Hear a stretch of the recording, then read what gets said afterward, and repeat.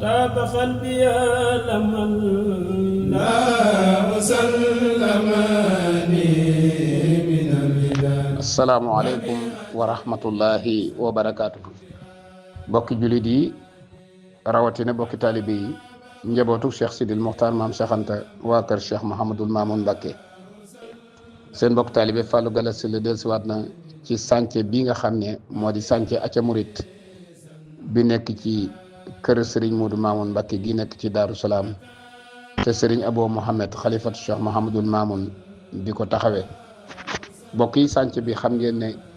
Serigne bi mi ngi ko tàmbali woon le 20 novembre ginnaaw bu ñu tegee xeer yi ba noppi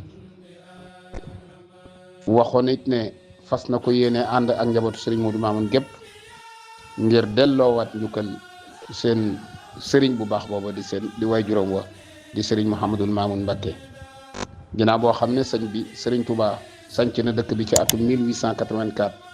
muy dëkk bi mu njëkk a amal boppam. kër gii la sëñ Touba njëkk rëdd ci kër gum moom ci dëkk bu mu moomal boppam waaye kër gii la sëriñ Touba jóge woon ci géej gi ca waxoon waxam ju rëy ya lahu taala rujuhi min idaaya ila daari salaami allati tubna bi tajdiidi jooju nag ci la sëriñ Abo Mohamed sukkandikuwaat ba fas yéene yeesalaat lépp loo xam ne fekkoon na ko fi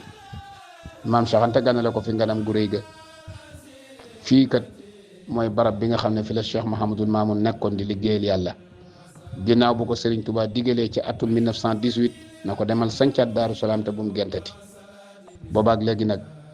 taxawaay yu ne am na ci waaye Serigne Abo Mohamed taxaw temm nag ci yeesalaat kër gi